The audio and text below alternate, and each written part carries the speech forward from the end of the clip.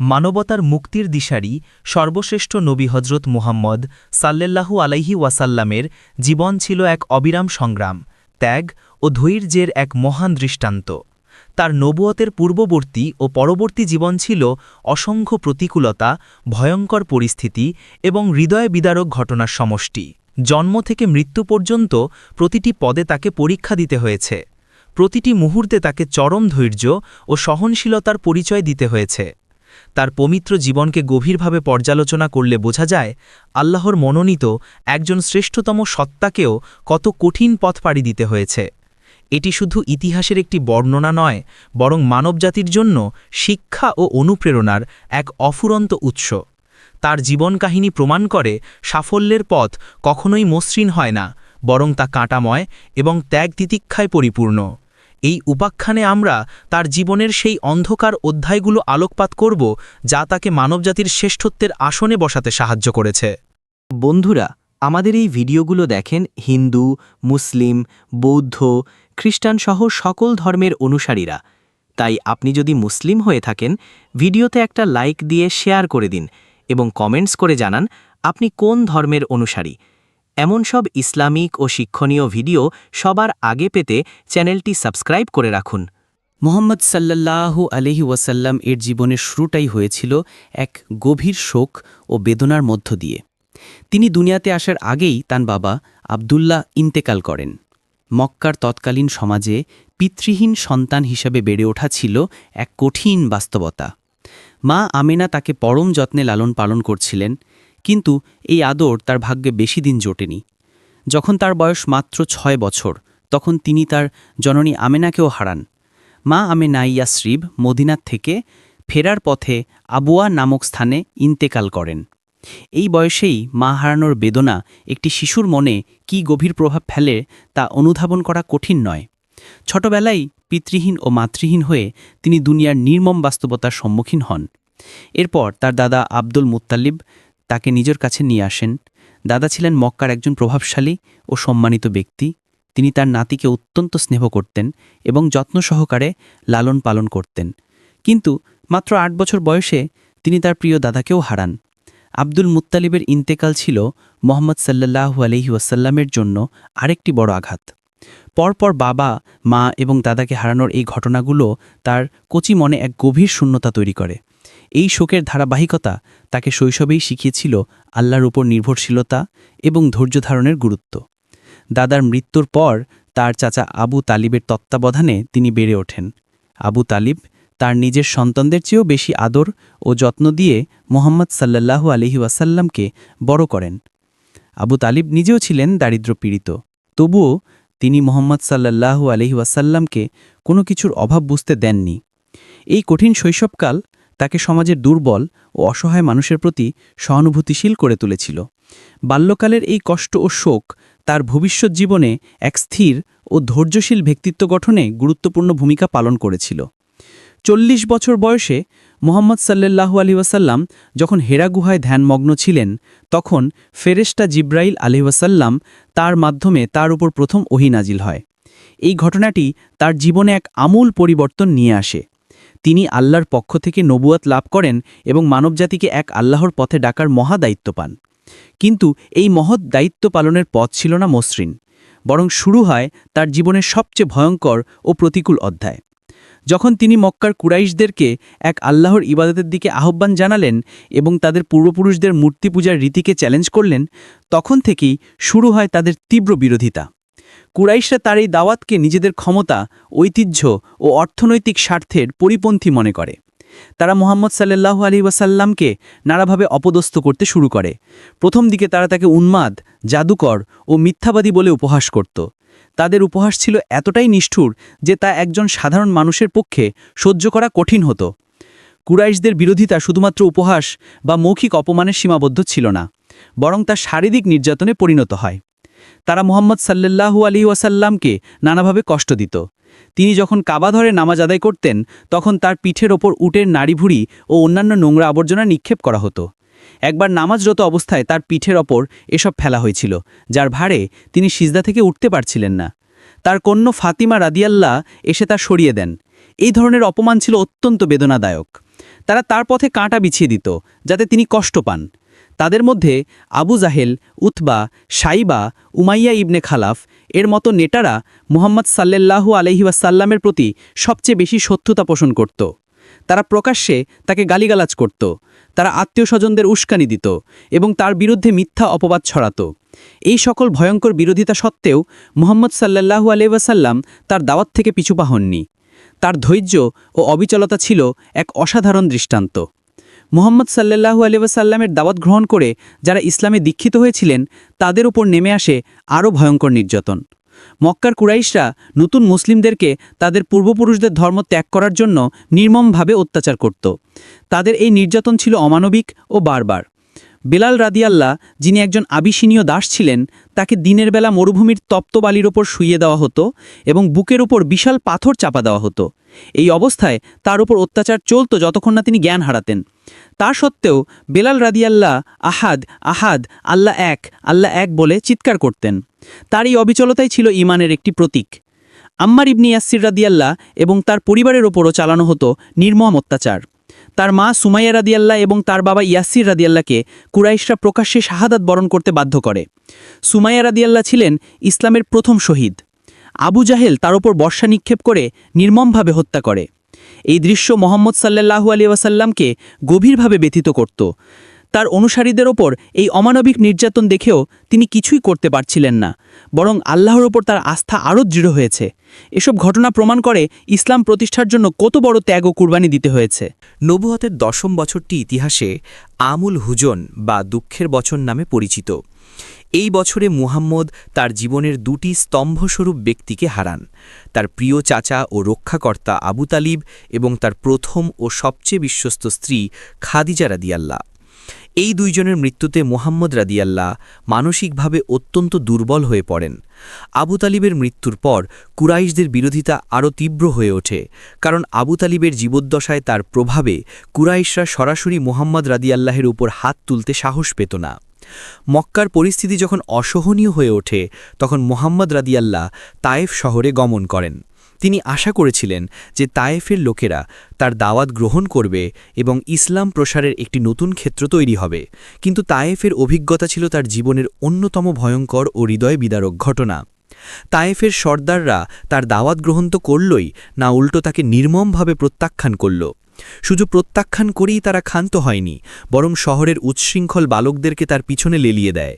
এই বালকেরা পাথর নিক্ষেপ করতে থাকে, যার ফলে তার পবিত্র শরীর থেকে রক্ত ঝরতে থাকে। পাথরের আঘাতে তার জুতো রক্তে ভরে গিয়েছিল। রক্তাক্ত ও ক্লান্ত অবস্থায় তিনি একটি বাগানে আশ্রয় নেন। এই সময় তিনি আল্লাহর কাছে যে দোয়া করেছিলেন তা ছিল তার চরম অসহায়ত্ব এবং আল্লাহর ওপর তার অবিচল আস্থার এক অসাধারণ দৃষ্টান্ত। হে আল্লাহ, আমি তোমার কাছে আমার দুর্বলতা, উপায়হীনতা এবং মানুষের কাছে আমার তুচ্ছতার অভিযোগ করছি। হে সর্বাধিক দয়ালু, তুমি দুর্বলদের প্রতিপালক এবং তুমি আমার প্রতিপালক। আমি তোমার কাছে কার হাতে সোপর্দ করছ? এমন দূরের অচেনা লোকের হাতে যারা আমার প্রতি কঠোর আচরণ করবে, নাকি এমন শত্রুর হাতে যারা আমার উপর ক্ষমতা প্রয়োগ করবে? যদি তোমার ক্রোধ আমার উপর না থাকে তাহলে আমি কোনো পরোয়া করি না, তবে তোমার নিরাপত্তা আমার জন্য অধিক কাম্য। এই ঘটনাটি ছিল তার জীবনের সবচেয়ে কঠিন মানসিক ও শারীরিক পরীক্ষার মধ্যে অন্যতম। কুরাইশদের বিরোধিতা যখন চরমে পৌঁছে যায় তখন তারা মুসলিমদের এবং বনু হাসিম গোত্রকে সম্পূর্ণভাবে বয়কট করার সিদ্ধান্ত নেয়। এই বয়কট ছিল অত্যন্ত ভয়ঙ্কর এবং অমানবিক। তারা একটি চুক্তিপত্র লিখে কাবাঘরের দেওয়ালে ঝুলিয়ে দেয়, যেখানে বলা হয়েছিল যে বনু হাসিম গোত্রের সাথে কোনো প্রকার লেনদেন, বিবাহ, খাদ্যদ্রব্য আদান প্রদান এবং সামাজিক সম্পর্ক রাখা যাবে না। এই বয়কট প্রায় ৩ বছর স্থায়ী হয়েছিল। মুহাম্মদ রাদিয়াল্লাহ এবং তার পরিবারের সদস্যরা, যারা মক্কার শিব আবু তালিব নামক একটি উপত্যকায় আশ্রয় নিয়েছিলেন, তাদের জীবন অসহনীয় হয়ে ওঠে। খাদ্যের অভাবে মুসলিমরা চরম কষ্টের সম্মুখীন হন।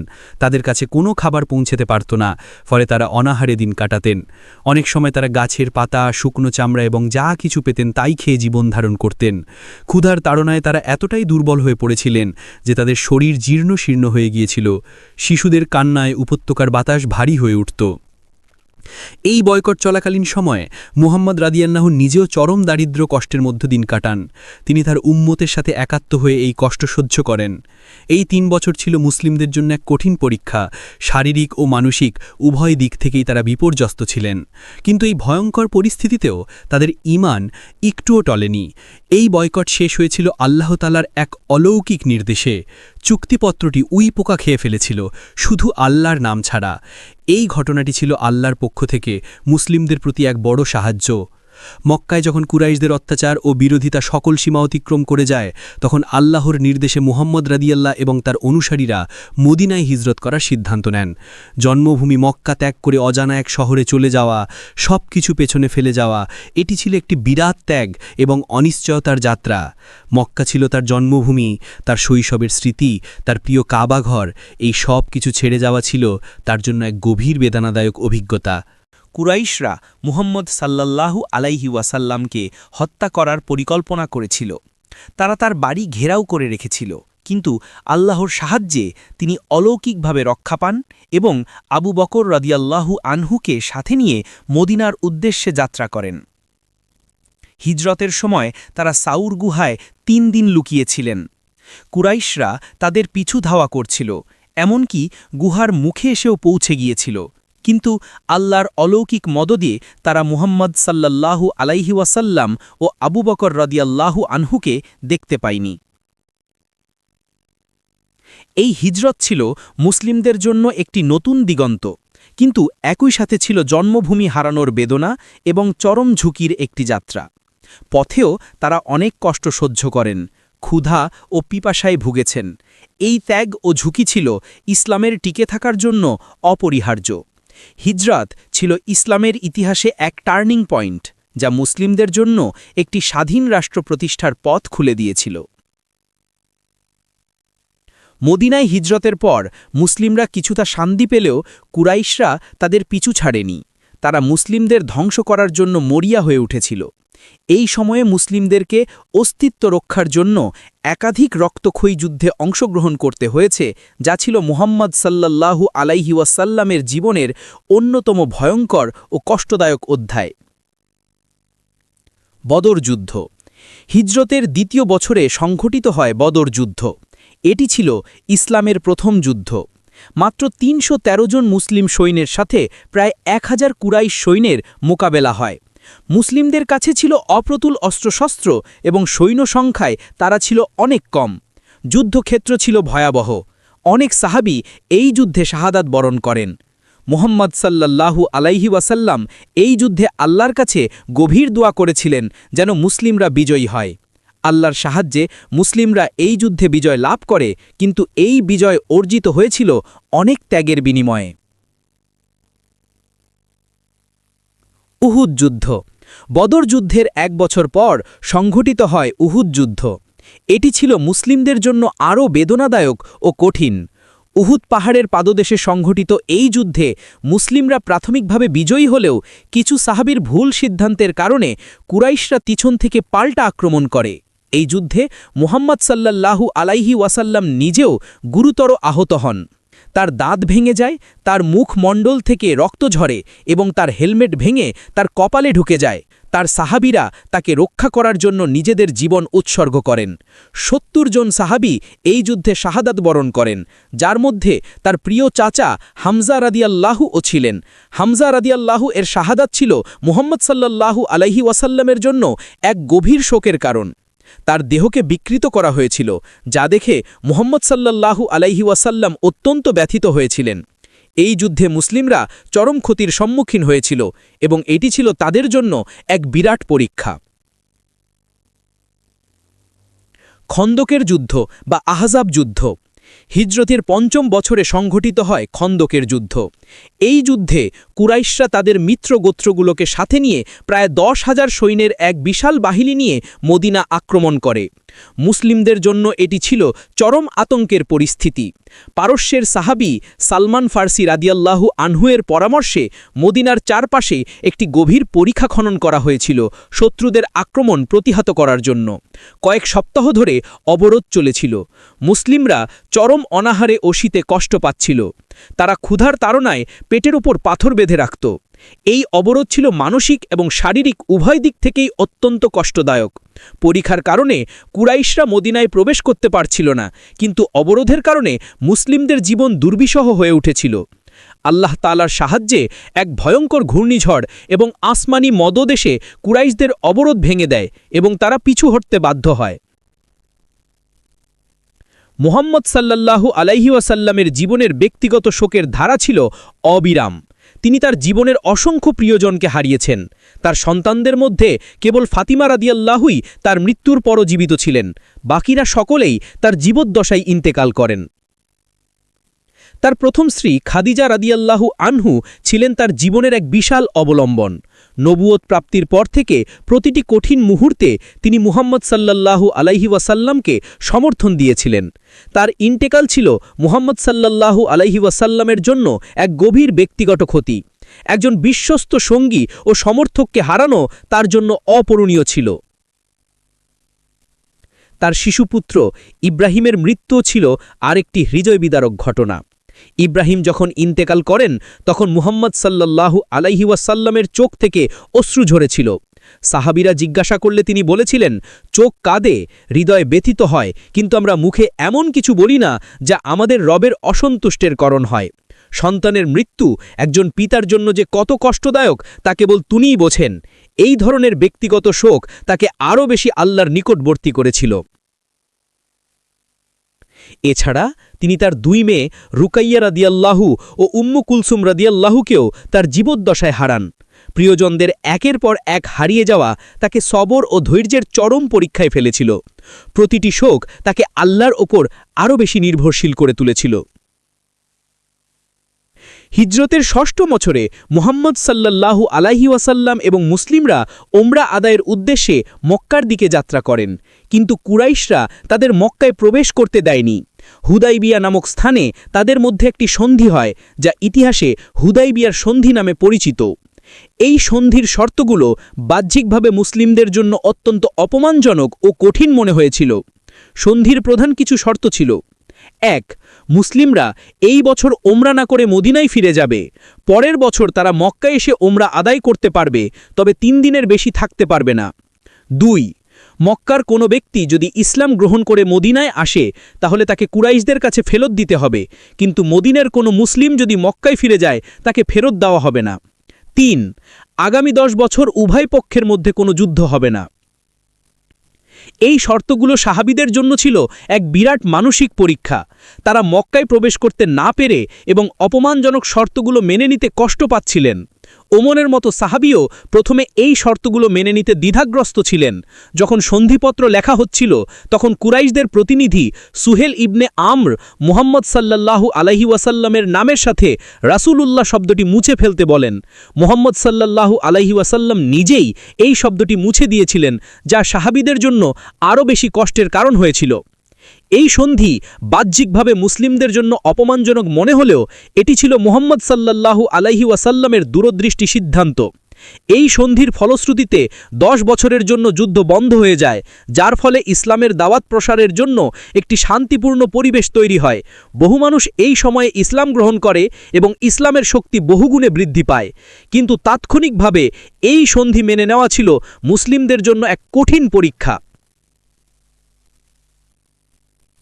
মুহাম্মদ সাল্লাল্লাহু আলাইহি ওয়াসাল্লামের জীবনের শেষ দিনগুলো ছিল অসুস্থতা এবং চরম কষ্টের মধ্যে দিয়ে অতিবাহিত। জীবনের শেষ দিকে তিনি এক তীব্র জ্বরে আক্রান্ত হন, যার ফলে তার মাথা ব্যথা করত এবং শারীরিক দুর্বলতা তাকে কাবু করে ফেলেছিল। তিনি এতটাই দুর্বল হয়ে পড়েছিলেন যে নামাজের জন্য মসজিদেও যেতে কষ্ট হতো। তিনি আয়েশা রাদিয়াল্লাহু আনহার ঘরে বিশ্রাম নিতেন এবং তার কাছ থেকে অনুমতি নিয়ে আবু বকর রাদিয়াল্লাহুকে নামাজের ইমামতি করার নির্দেশ দেন। মৃত্যুর আগ মুহূর্তেও তিনি তার উম্মতের জন্য চিন্তিত ছিলেন এবং বারবার বলছিলেন, আমার উম্মত, আমার উম্মত। এই উক্তিগুলো প্রমাণ করে যে শেষ নিঃশ্বাস পর্যন্ত তিনি তার উম্মতের কল্যাণের কথাই ভেবেছেন।